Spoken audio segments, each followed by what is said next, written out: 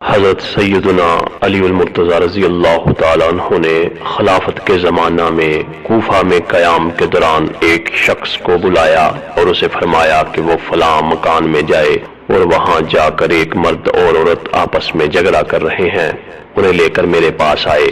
جب وہ دونوں مرد اور عورت آپ رضی اللہ تعالیٰ عنہ کی خدمت میں حاضر ہوئے تو آپ رضی اللہ تعالیٰ عنہ نے دریافت فرمایا کہ تم دونوں کیوں جھگڑ رہے ہو؟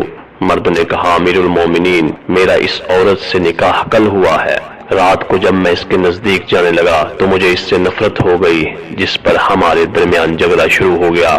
حضرت سیدنا علی المرتضی رضی اللہ تعالیٰ عنہ نے حاضرین محفل کو جانے کا کہا۔ جب تمام حاضرین محفل چلے گئے، آپ رضی اللہ تعالیٰ عنہ نے اس عورت سے پوچھا کہ تم اس مرد کو جانتی ہو؟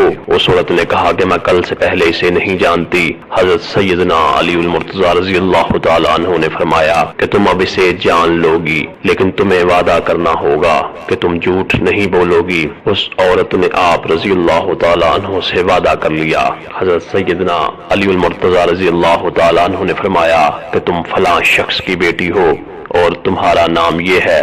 عورت نے اس بات کا اقرار کیا۔ آپ رضی اللہ تعالیٰ عنہ نے فرمایا کہ تم جوانی میں بہت خوبصورت تھی اور تمہارا چچا زاد بھائی تم پر جان چھڑکتا تھا اور تم بھی اس سے محبت کرتی تھی۔ اس عورت نے اس بات کا اقرار کر لیا۔ آپ رضی اللہ تعالیٰ عنہ نے فرمایا، ایک دن تم دونوں نے زنا کیا جس سے تم حاملہ ہو گئی اور تمہاری ماں نے تمہاری پردہ پوشی کی اور تم نے خفیہ طور پر ایک بچہ جنا جس سے تم نے ایک دیوار کے نیچے ڈال دیا۔ جب تم اس بچے کو چھوڑ کر جانے لگی تو ایک کتا اس بچے کی جانب لپکا جسے تم نے پتھر مارا اور وہ پتھر کتے کی بجائے اس بچے کے سر میں لگا اور وہ زخمی ہو گیا۔ تم نے اس بچے کا سر اپنے دوپٹے سے باندھا اور وہاں سے چلی گئی۔ اس کے بعد تمہیں اس بچے کی کچھ خبر نہ ہوئی۔